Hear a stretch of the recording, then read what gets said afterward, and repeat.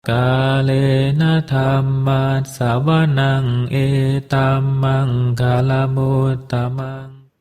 Part 5C, Bare Meditation, meditasi menjinakkan pikiran liar. Judul asal, Bare Awareness, Questions and Answers on Taming Your Wild Mind. Penyusun Ajahn Brahm, penerjemah Tasvan Santa Citta, penyunting Handaka Wijayananda, penata Intan Dita Diwara, penerbit Ehipasiko Foundation, cetakan pertama Maret 2018, hak cipta terjemahan, copyright 2018 Ehipasiko Foundation. Pada video part 5C ini, saya akan melanjutkan membaca bagian 5, Kindfulness setiap hari, resep untuk semua yang bikin Anda sakit.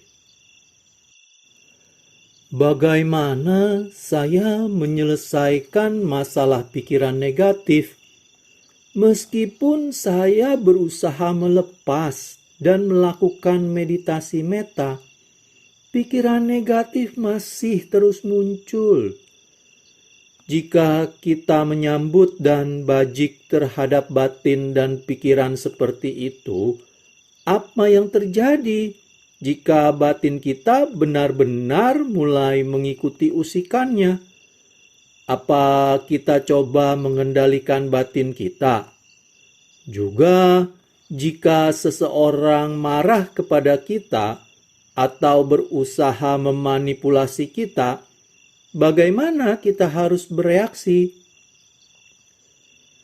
Pertanyaan kedua lebih dahulu. Jika itu terjadi selama retret, cukup lupakan apa yang dilakukan orang lain.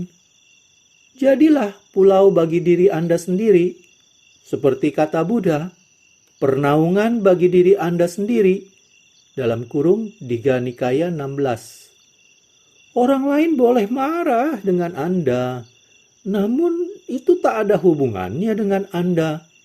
Itu masalah mereka, bukan masalah Anda. Begitu Anda meninggalkan retret ini, hal ini sedikit lebih sulit, karena begitu banyak orang yang marah di dunia. Jika kemarahan datang pada Anda, cukup biarkan itu pergi. Biarkan itu mengalir melewati Anda. Jadilah seperti teratai, simbol ajaran Buddha itu. Jika Anda mengencingi teratai, air seninya hanya akan mengalir, tidak meninggalkan bekas, dan tidak bau. Jika Anda menuang parfum di teratai, parfum itu pun akan bergulir dari kelopaknya dan tak meninggalkan wangi. Ini karena teratai tidak menahan apapun.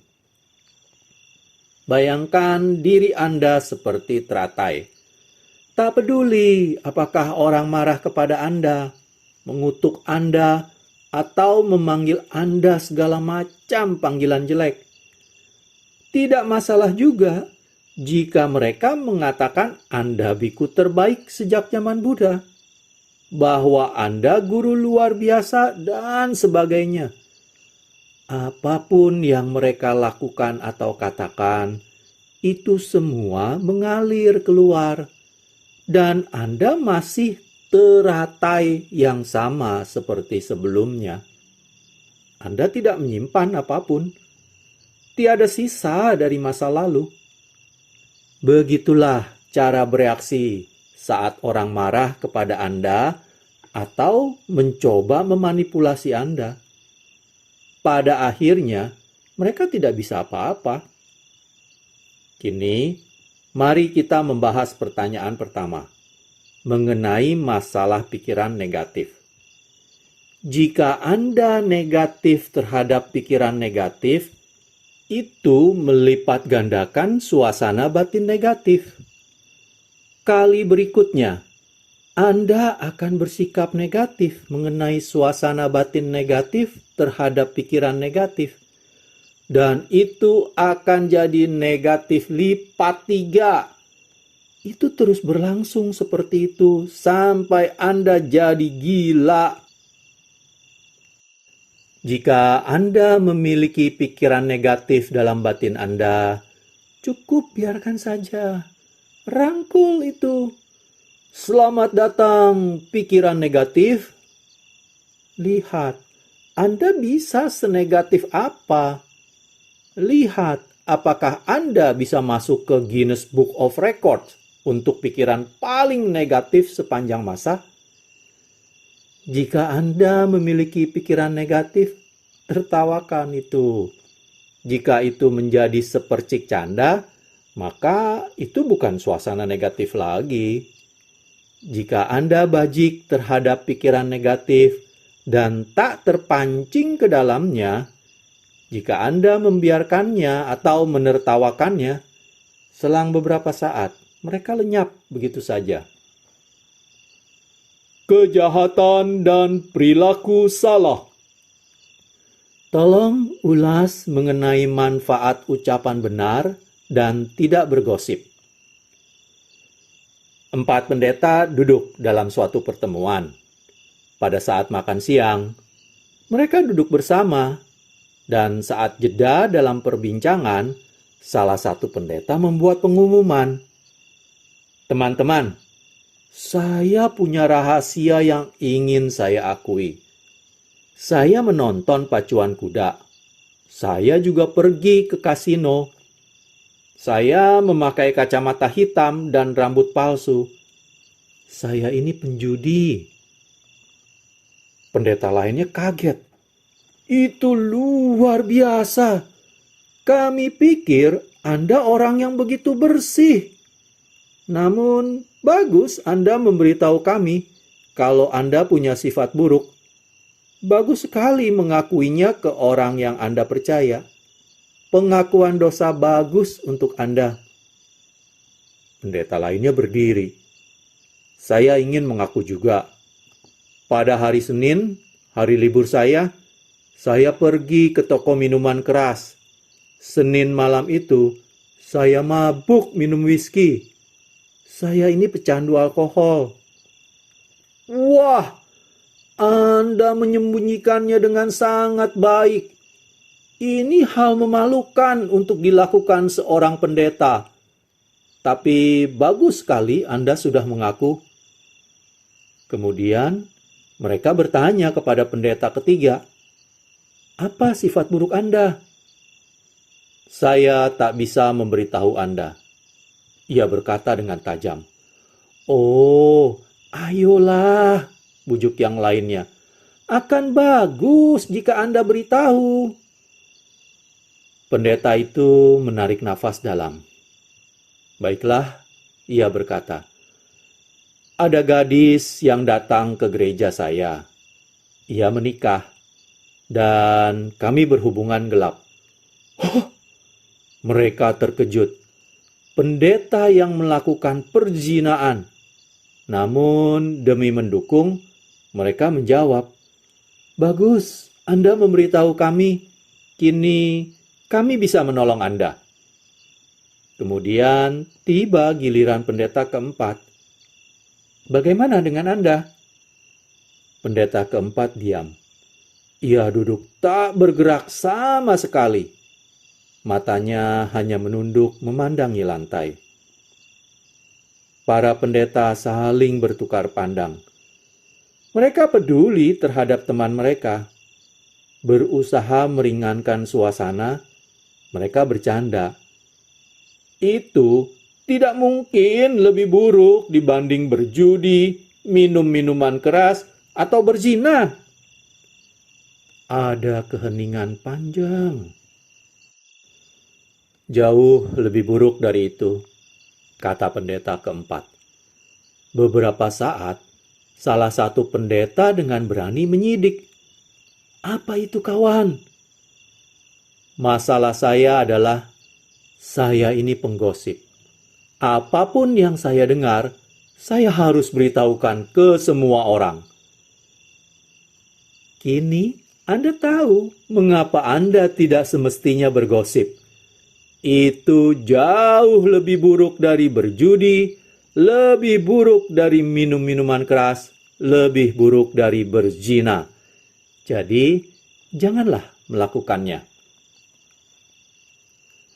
Jika kita merasa tersinggung dengan seseorang, apakah itu karena kita masih belum cukup welas untuk menerima orang itu seutuhnya? Jika kita kesal dan mengomeli orang itu, haruskah kita berdamai dengannya? Atau sekedar melepas dalam meditasi kita? Jika kita cukup welas untuk menerima mereka sebagaimana adanya, apakah ini berarti kita tidak menegur mereka? Dan mereka bisa terus melakukan hal keliru apapun yang mereka perbuat. Kesal dengan orang lain bukanlah kejahatan. Itu hanya bagian dari hidup. Kita ini saling mengesalkan. Saya mengesalkan orang lain dengan menceritakan lelucon buruk. Anda mengesalkan orang lain dengan batuk. Mungkin Anda membuat guru Anda kesal karena tidak mencapai jhana setelah bertahun-tahun dia mengajari Anda. Kita semua ini mengesalkan. Maka hal pertama adalah memahami bahwa seperti halnya Anda merasa kesal dengan orang lain, mereka juga merasa kesal oleh Anda. Dengan cara ini, Anda membuatnya tidak menyangkut pribadi lagi, dan Anda memahami bahwa inilah kehidupan. Ini berarti bahwa hal paling welas yang bisa Anda lakukan adalah cerah dan tidak terlahir lagi. Jadi akan berkurang satu orang mengesalkan. Kekesalan adalah bagian dari hidup. Jangan mengharap sebaliknya. Salah satu cerita hebat Ajahn Chah adalah berikut ini. Pada suatu ketika, ada petani yang punya ayam. Dia ingin ayamnya menjadi bebek. Tamat. Apa itu masuk akal bagi Anda? Anda punya pacar laki-laki atau tunangan, dan Anda ingin dia menjadi seperti ini. Ia ayam, namun Anda ingin dia jadi bebek. Anda punya pacar perempuan, dan ingin dia menjadi sangat cantik. Namun, jika ia bebek, ia tak bisa menjadi ayam. Anda perlu menerima orang sebagaimana adanya. Anjing adalah anjing, dan anjing menggonggong. Gagak adalah gagak, dan mereka mengeluarkan suara kauk, kauk, kauk. Nyamuk adalah nyamuk. Dan mereka akan menusuk Anda. Mengapa kita kesal terhadap hal-hal yang cuma menjadi seperti apa adanya? Alih-alih mengingini dunia menjadi beda, terimalah itu apa adanya. Meminta dari dunia apa yang dunia tak pernah bisa berikan kepada Anda adalah duka. Bisakah Anda meminta orang lain agar tidak mengesalkan? Anda bisa bertanya, namun Anda tak akan pernah mendapat jawaban yang Anda mau. Orang-orang itu mengesalkan. Para suami adalah duka. Satu-satunya hal yang bukan duka adalah teddy bear yang duduk di aula meditasi di wihara. Ia hanya duduk di sana, diam sempurna, tak pernah bertanya. Ia tak pernah mengeluh. Ia pasti telah cerah sejak lama. Teddy bear adalah teddy bear. Ketika Anda memahami apa orang-orang itu, Anda tak pernah meminta mereka apa yang tak bisa mereka berikan kepada Anda. Anda tak pernah bisa meminta orang, bahkan dalam hati, untuk hening sempurna. Mereka tak bisa melakukannya, termasuk Anda juga. Itulah sebabnya Anda cukup biarkan dunia ini sebagaimana adanya. Kekesalan adalah meminta apa yang tak bisa Anda peroleh dari diri sendiri, dari pasangan Anda, dari teman, dari kehidupan. Saat Anda menyadari apa yang kehidupan bisa dan tak bisa berikan kepada Anda tak perlu merasa kesal lagi. Anda tidak perlu mengkritik, dan Anda bisa bersenang-senang saja. Bagaimana kita bisa menyelaraskan antara melepas kendali dengan berusaha mencegah seseorang melukai orang lain atau bahkan melukai diri mereka sendiri? Misalnya, ada biku dilaporkan berhubungan intim, atau orang di posisi berwenang di tempat kerja yang menindas atau mengorbankan orang-orang yang begitu butuh pekerjaan untuk menentangnya. Mengendalikan biasanya bukanlah jawabannya. Hal terbaik adalah bersikap bajik dan melakukan tugas Anda untuk memastikan orang lain bahagia. Mengendalikan adalah menuntut agar hasil akan persis dengan yang Anda inginkan. Banyak kali, ketika Anda berusaha menghentikan orang, Anda tidak mampu melakukannya. Itu berada di luar kekuatan Anda. Anda boleh mencobanya dan melihat apa yang terjadi. Jika jalan, itu bagus. Namun, jika Anda berusaha mengendalikan dan Anda tak bisa mencapai tujuan, Anda akan frustrasi. Saat Anda frustrasi, Anda marah. Setelah Anda marah, Anda depresi. Banyak orang depresi itu marah kepada dunia dan marah kepada diri sendiri. Mereka gagal mengendalikan segalanya. Mereka telah membuang begitu banyak energi sehingga menghasilkan keadaan energi rendah dalam depresi. Mereka terbakar habis, bertempur dalam pertarungan yang tak pernah bisa mereka menangkan. Cinta kasih adalah mengupayakan yang terbaik. Namun, selalu memiliki ketenang-seimbangan di latarnya. Seandainya upaya itu tidak jalan. Contoh yang baik adalah kerja dokter. Apakah tugas utama dokter? Tugasnya bukanlah menyembuhkan. Itu namanya mengendalikan. Tugas dokter adalah merawat.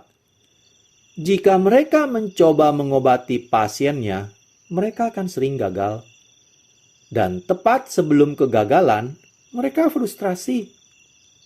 Mereka kemudian akan menghalangi dengan segala cara yang tidak perlu dan tidak menyenangkan, setengah mati berusaha menjaga pasien tetap hidup.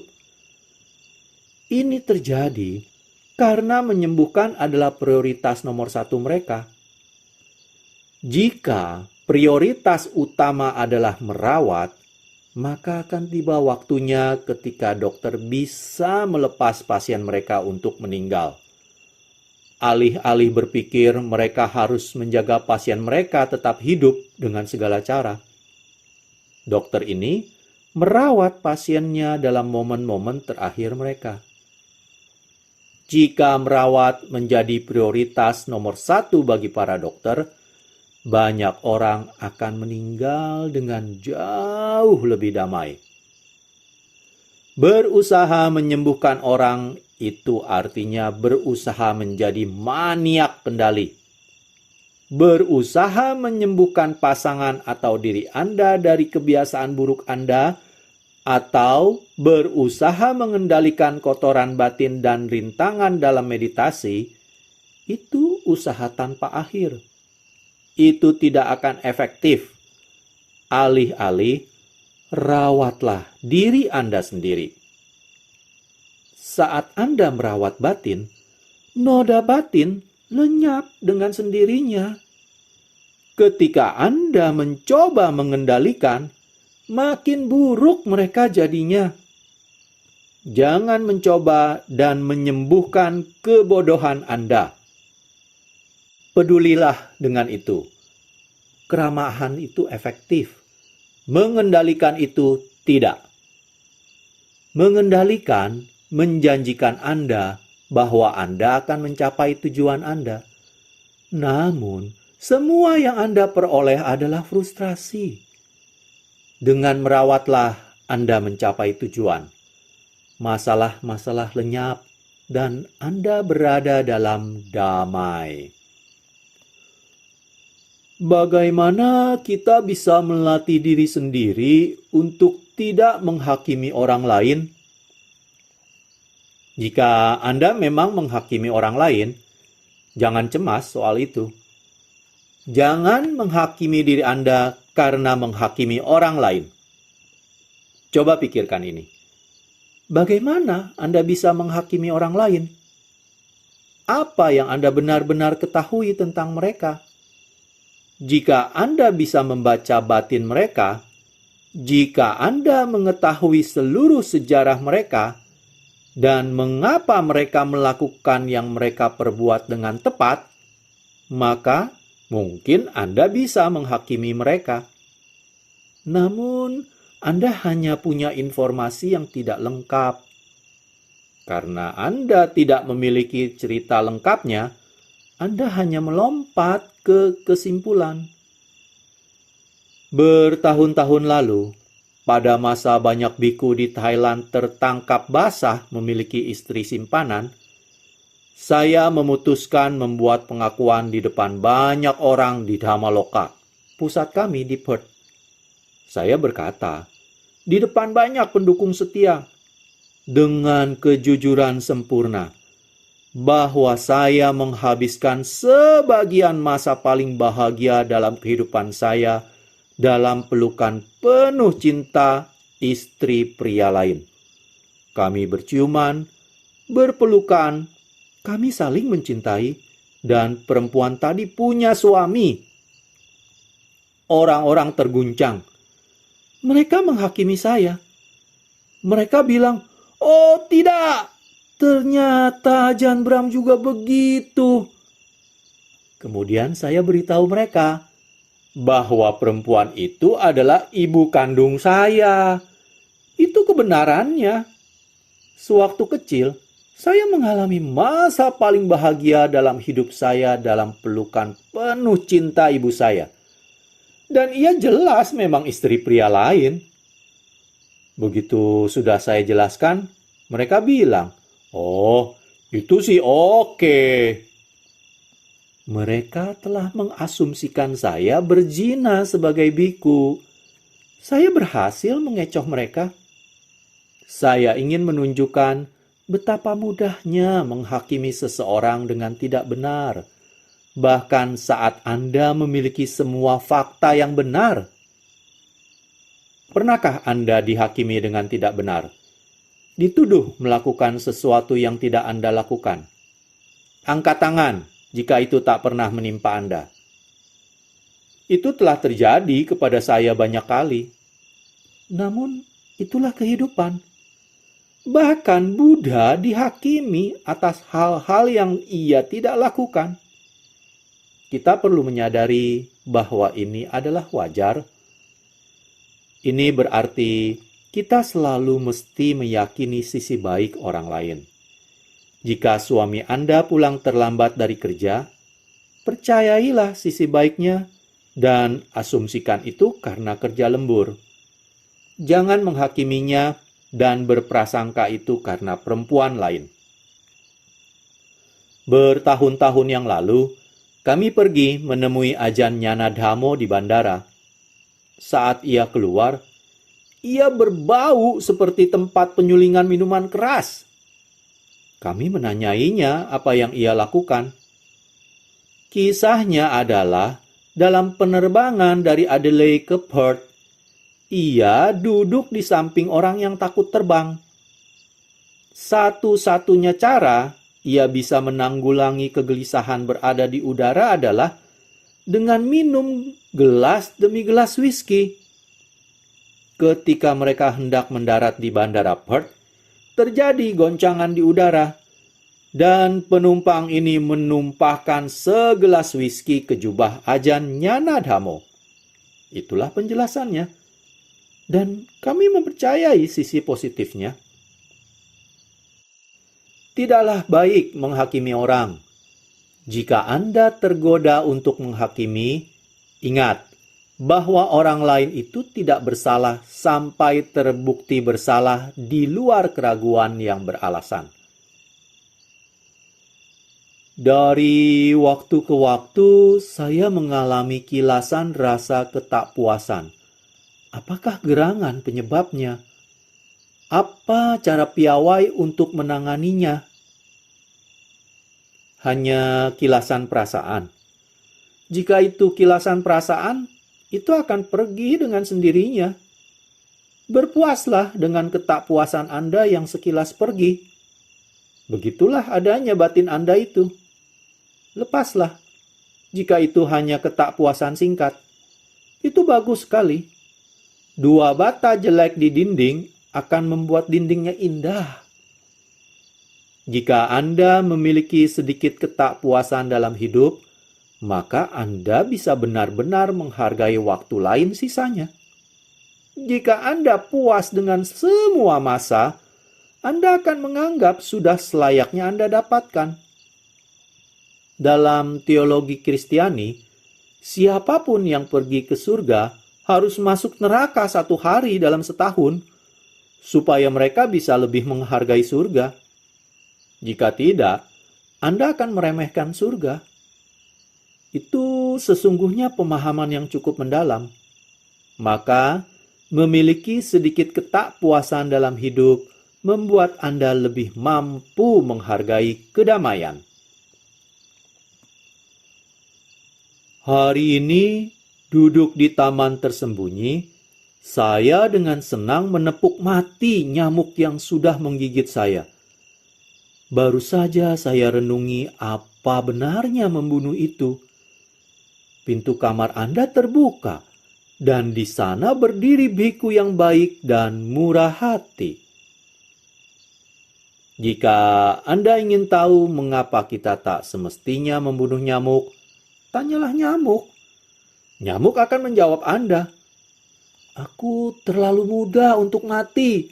Aku punya kehidupan. Aku belum mau mati." Apakah nyamuk ingin mati? Apakah mereka ingin bunuh diri? Apakah Anda kira mereka cuma datang dan berkata, "Tolong bunuh aku. Tolong tepuk aku. Aku sungguh ingin diratakan." Atau mereka kabur jika mereka menyadari mereka akan ditepuk rata?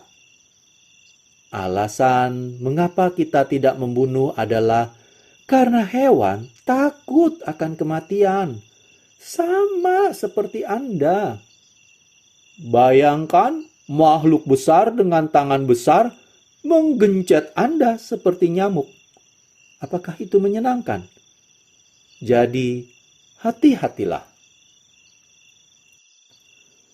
Saya sudah menikah, namun menaruh perasaan dan pikiran asmara terhadap seorang teman. Saya memperhatikan adanya kenikmatan dalam hayalan itu. Namun saya menyadari itu buang-buang waktu. Tolong, apa konsekuensi karma zina? Konsekuensi karma zina? Oh, mengerikan. Anda kehilangan semua uang Anda. Para pengacara memperoleh semuanya. Dan itu buang-buang waktu saja. Menghayalkan mengenai orang lain adalah bagian menyenangkannya. Baik itu kepada rekan kerja atau teman biasa. Namun, tolong jangan menganggap hayalan terlalu serius. Karena fantasi Anda mengenai teman Anda tidaklah tepat sesuai realitas. Baiklah, Saya hentikan dahulu jawaban dari pertanyaan terakhir sampai di sini. Saya akan lanjutkan untuk membaca ulang pertanyaan terakhir itu pada video part 5D. Video part 5D merupakan video part terakhir dari pembacaan bab 5, Kindfulness setiap hari, resep untuk semua yang bikin Anda sakit. Terima kasih. Kalena dhamma savanang etamang kalamutamang